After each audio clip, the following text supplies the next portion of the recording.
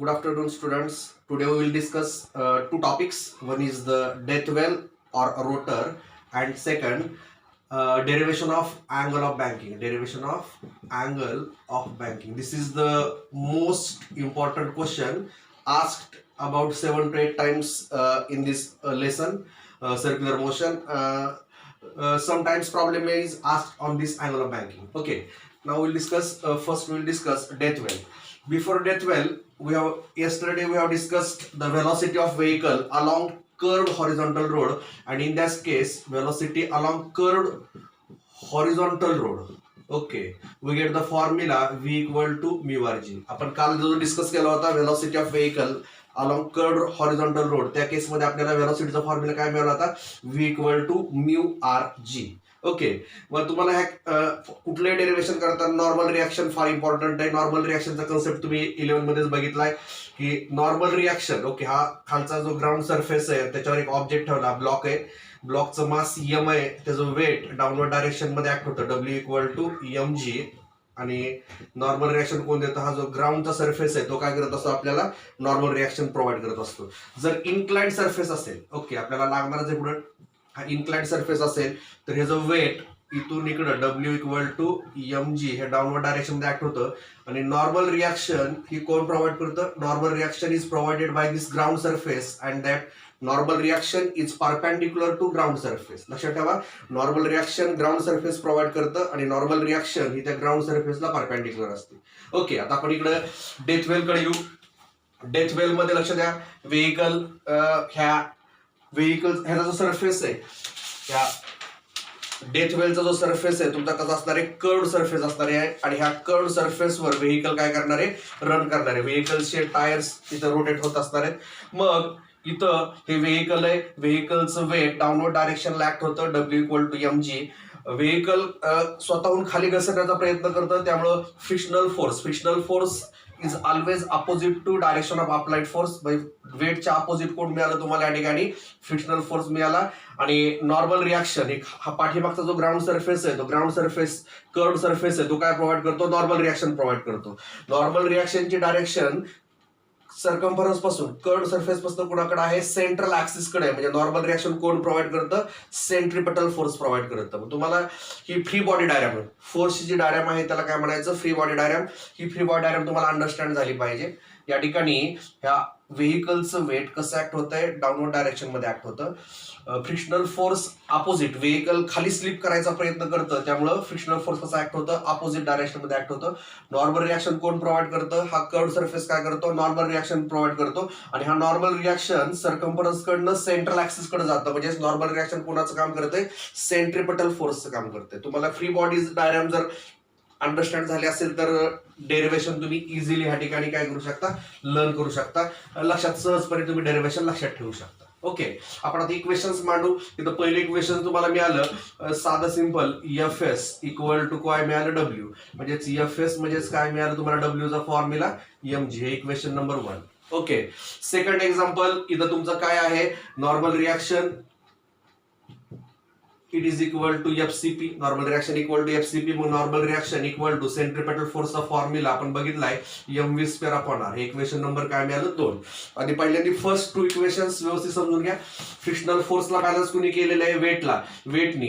ज्यावेळेस ह्या frictional फोर्सला weight balance करतं त्यावेळेसच व्हेकल डाऊनवर्ड डायरेक्शनला खाली घसरत नाही, स्लिप होत नाही. जर हे अनबॅलन्स झालं तर मात्र व्हेकल तुमचं खाली जाण्याचा चान्स असतो. F S equal to W. F S equal to डब्ल्यूचा formula M G. Normal reaction कशाचं काम करतं? Centripetal force. हे 2 इक्वेशन झाले. By definition of or by law of friction. ठीक आहे, बाय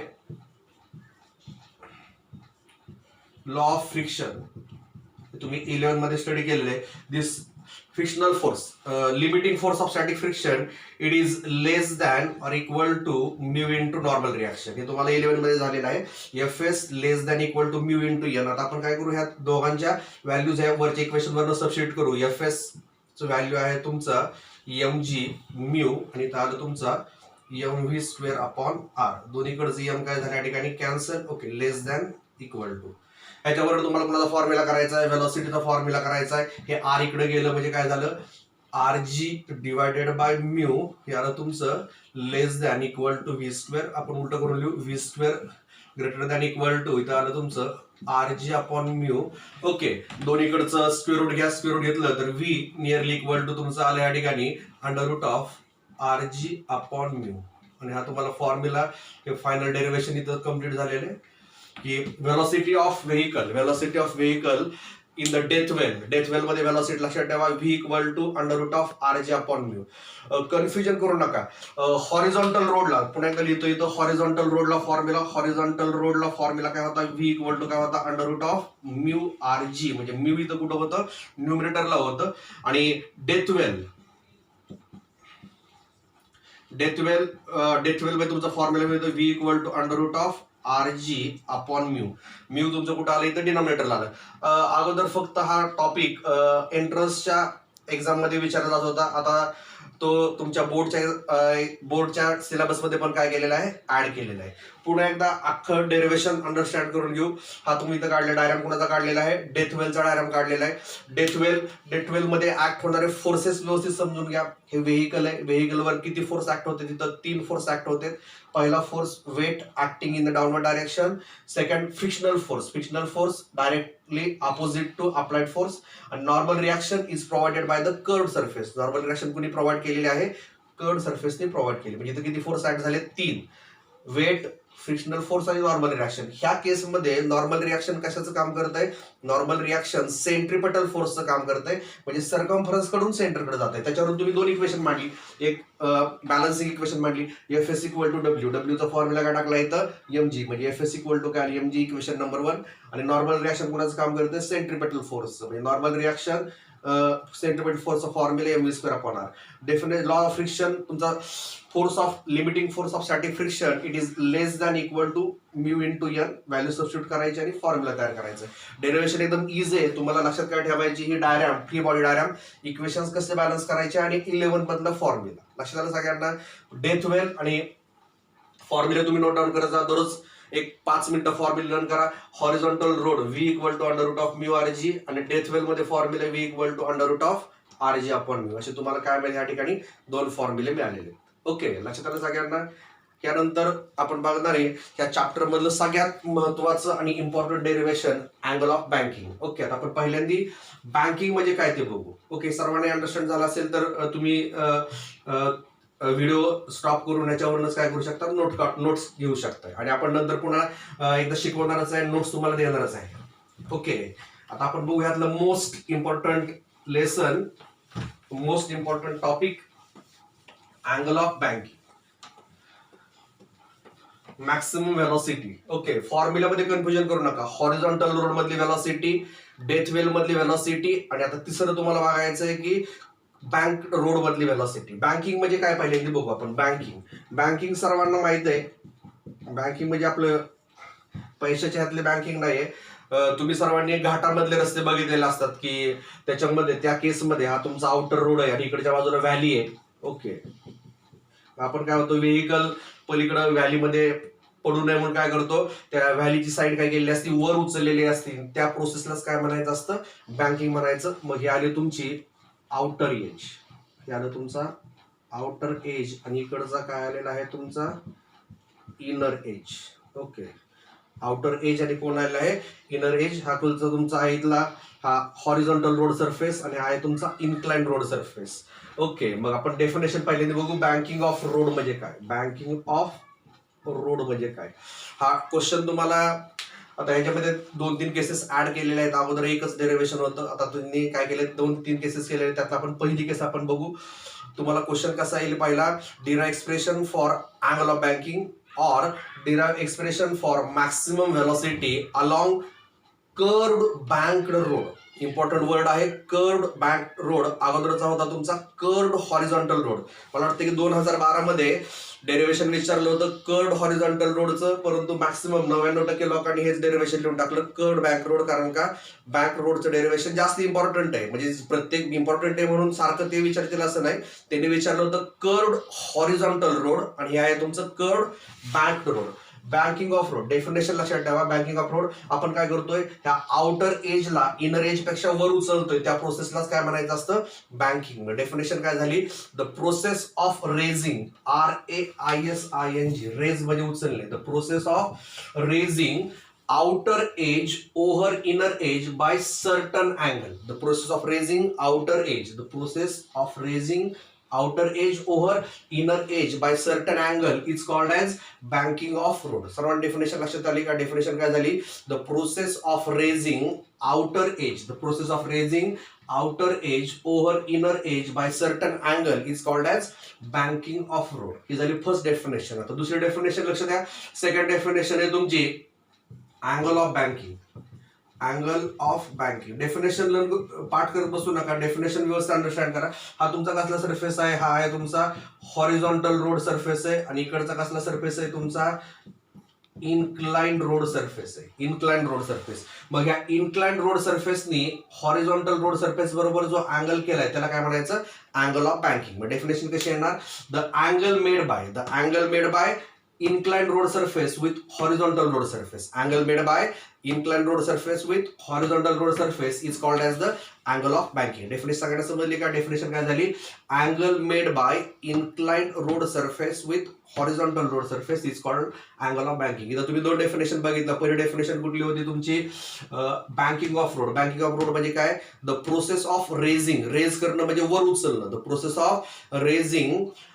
ऑफ रेझिंग कुणाला रेज केलं, outer edge over inner edge by certain angle is called as banking of roads. आणि दुसरी definition angle of banking, angle made by कुणी केलाय, inclined road surface with horizontal road surface is called as the angle of banking. आता आपण बघणार आहे की तुम्ही व्हेकल वर ऍक्ट होणारे, आपण पुन्हा एक दुसरी डायग्राम काढू, फ्री बॉडी डायग्राम, त्याच्यावर ऍक्ट होणारे फोर्सेस काढू.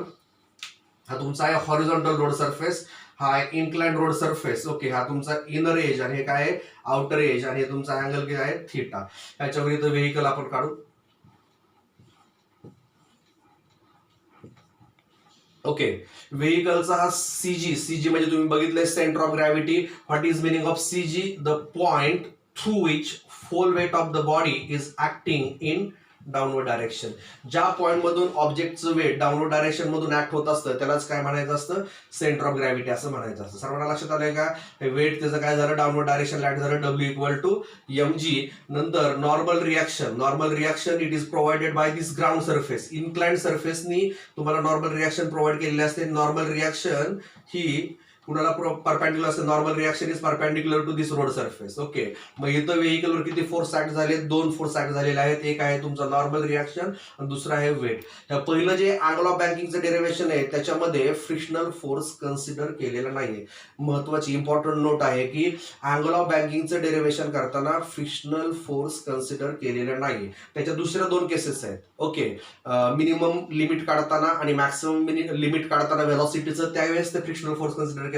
इम्पॉर्टंट तुम्ही गोष्ट लक्षात ठेवायची, इथं फक्त दोनच फोर्स कन्सिडर केलेले आहेत. एक आहे तुमचं weight W=mg acting in the downward direction, आणि दुसरं काय आहे तुमचं या ठिकाणी नॉर्मल रिॲक्शन. ओके, मग आपण काय करूया की free body diagram. Okay, free body diagram of this angle of banking. First W=mg and second this is the normal reaction. Okay, by geometry लक्ष द्या सर्वांना, जॉमेट्री इम्पॉर्टंट आहे. नॉर्मल रिॲक्शन इथं आलेले आहे. मग तुमचं by geometry this angle is theta. लक्ष द्या, 11 मध्ये जे मुलं पहिल्यापासून होते त्यांना माहित आहे की फोर्स ही कसली क्वांटिटी आहे, वेक्टर क्वांटिटी आहे. वेक्टरमध्ये वेक्टरचं काय करायचं असतं, रिझोल्युशन करायचं असतं. रिझोल्युशन करणं म्हणजे काय करणं, त्याचे कॉम्पोनंट फाइंड करणं. रिझोल्युशन करणं म्हणजे काय करणं, त्याचे कॉम्पोनंट फाइंड करणं. त्याचे दोन कॉम्पोनंट, एक तुम्हाला मिळेल हॉरिझॉन्टल कॉम्पोनंट, दुसरा कुठला मिळेल व्हर्टिकल कॉम्पोनंट. आता ही जी लाईन आहे ही कसली लाईन आहे, व्हर्टिकल लाईन आहे. ह्या थीटाची कसली साईड आहे, थीटाची आहे ऍडजस्टंट साईड. थीटाची कसली साईड आहे, ऍडजस्टंट साईड म्हणजे तुमचं आलं या ठिकाणी कॉस. मग ह्या n चा कॉम्पोनंट काढायचा आहे म्हणून आला तुमचा n cos थीटा. मग n cos थीटा काय झाला तुमचा, n cos theta it is the vertical component of n cos theta is the vertical component of n. आता ह्याच्या समोरचा ऑपोजिट साइड इथं येईल, इथं तुमचा येईल ऍक्च्युअली n sin थीटा इथं असणार आहे, परंतु लक्षात ठेवा की फ्री बॉडी डायग्राम मध्ये रूल आहे की फ्री बॉडी डायग्राम काढताना सगळे forces, all forces must be concurrent, सगळे फोर्स काय असायला पाहिजेत, कॉन्करंट, आणि सगळे फोर्स ह्या सेंटर ऑफ ग्रॅव्हिटी मधूनच ऍक्ट झाले पाहिजेत. मग ह्या एन साइन थिटाला काय करायचं, पॅरलल लाईन काढायची, ती तुमची आली या ठिकाणी एन साइन थिटा. सगळं समजलं, हे आलं तुमचं एन साइन थिटा. मग एन साइन थिटा कसला कॉम्पोनंट झाला, horizontal component. N cos theta कसला झाला, व्हर्टिकल कॉम्पोनंट. लक्ष द्या, इथं ऍक्ट होणारे फोर्स दोन आहेत, forces acting. Okay, forces acting. First, it is the W equal to mg acting in the downward direction. Second, normal reaction. Second is the normal reaction. Okay, normal reaction. It is inclined. Okay, therefore it has two component. One is the horizontal component. Horizontal component आहे तुमचा n sin theta. पुन्हा एकदा लक्ष द्या, diagram मध्ये ह्या थिटाची opposite side इथे येते, परंतु त्याला पॅरलल लाईन काढली, जी कुठून जाते, तुमची सेंटर ऑफ ग्रॅव्हिटी मधून जाते, ती आली तुमची n sin theta. Okay, n sin theta. आणि नंतर व्हर्टिकल कॉम्पोनंट हा थिटाचा ऍडजसंट आहे, म्हणून इथं काय लिहिलं आपण, n cos थिटा. मग इथं किती कॉम्पोनंट झाले, दोन कॉम्पोनंट. एक झाला हॉरिझॉन्टल कॉम्पोनंट, दुसरा आहे तुमचा व्हर्टिकल कॉम्पोनंट. व्हर्टिकल कॉम्पोनंट आहे तुमचा n cos थिटा. इम्पॉर्टंट आहे तुम्हाला डायग्राम. पुढे एकदा लक्ष द्या, व्हेकलचं सेंटर ऑफ ग्रॅव्हिटी किती फोर्स ऍक्ट होतात, दोन, W इक्वल टू mg, आणि दुसरा नॉर्मल रिॲक्शन. म्हणजे ह्या डायग्राम मध्ये या नॉर्मल रिॲक्शनचे दोन कॉम्पोनंट, एक आहे तुमचा n cos थिटा आणि दुसरा आहे n sin थिटा. तुम्ही डेरिव्हेशन पार्ट करू नका, इथे इक्वेशन बघा, हे n cos थिटा आणि W एकमेकांच्या कशा आहेत, अपोजिट आहेत. एकमेकांच्या अपोजिट आहेत, म्हणजे दोघे एकमेकांना काय करतात, बॅलन्स करतात. दोघे एकमेकांना काय करतात, बॅलन्स. आणि n sin थिटा तुमचा इकडून इकडे जाणार आहे, हा जाणार इकडे n sin थिटा, इकडे ऍक्ट होणारे, आणि हा आहे तुमचा इथला n cos थिटा. ओके, इथं आलं तुमचं पुन्हा एकदा माघारी. n sin थिटा हा सर्कम्फरन्स कडनं सेंटरकडे जातो, त्यामुळे हा काय प्रोव्हाइड करत असतो, सेंट्रिपेटल फोर्स. तुम्हाला एमसीक्यू मध्ये पण विचारतात की n sin theta, this horizontal component of normal reaction provides centripetal force. MCQ साठी महत्वाचं वाक्य आहे, horizontal component of normal reaction, horizontal component of normal reaction provides centripetal force. तुम्हाला ही डायग्राम दोन इक्वेशन्स माहित असेल तर डेरिव्हेशन एकदम इझी आहे. ह्याच्यामध्ये काय मिळतं, n cos theta equal to काय मिळालं, W, आणि n sin theta equal to centripetal force. लक्षात आलं सगळ्यांना. ह्याच्यावरून आपलं छोटंसं डेरिव्हेशन आहे मॅथमॅटिकल, ते कम्प्लीट करून घेऊ. फर्स्ट तुम्हाला इक्वेशन मिळालं n sin theta equal to FCP centripetal. मग आलं तुमचं n sin theta equal to mv square upon r. ह्याला इक्वेशन नंबर काय म्हणा, 1. ओके, नंतर दुसरं आलं तुमचं n cos theta equal to काय मिळालं, mg. हे इक्वेशन नंबर काय मिळालं, 2. Divide equation 1 by 2. Divide equation 1 by 2. त्यावेळेस तुम्हाला काय झालं या ठिकाणी, n sin theta divided by n cos theta equal to mv square upon r divided by mg. दोन्हीकडचं m आणि दोन्हीकडचं n काय झालं, cancel. sin theta upon cos theta equal to काय मिळालं, tan थिटा. काय मिळालं, tan theta equal to v square upon rg. tan theta equal to v square upon rg आलं इक्वेशन नंबर 3. पुन्हा एकदा लक्ष द्या, n sin थिटा काय प्रोव्हाइड करतं, सेंट्रिपेटल फोर्स. फॉर्म्युला लिहिला. n cos थिटा काय करतं, बॅलन्स करतं. कुणाला बॅलन्स करतं, वेटला बॅलन्स करतं. म्हणून या ठिकाणी n cos theta equal to mg divide केलं, tan theta equal to v square upon rg. ह्याच्यावरून तुम्हाला काय करायचे, दोन फॉर्म्युले तयार करायचे. ओके, दोन फॉर्म्युले.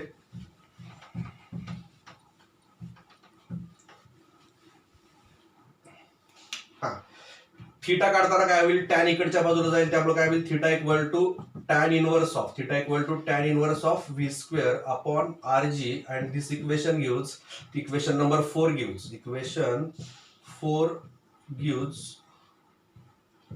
angle of banking. Equation 4 gives angle of banking, and important sentence, it does not depend on mass of vehicle. It or theta, angle of banking, theta does not depend on mass of vehicle. हे पण example सारखं सारखं मास of vehicle म्हणजे angle of banking हा सर्व व्हेकलला different, cycle असेल, तुमची car असेल, टू व्हीलर असेल, ट्रक असेल, सर्वांसाठी अँगल ऑफ बँकिंग काय असतो, सेम असतो. It does not depend on mass but it depends on radius, velocity and G. सगळ्यांना लक्षात आलं का? हे आलं तुमचं थिटाचं. ह्याच्यावरून वेलोसिटीचा फॉर्म्युला करायचा इक्वेशन 3 वरून. From equation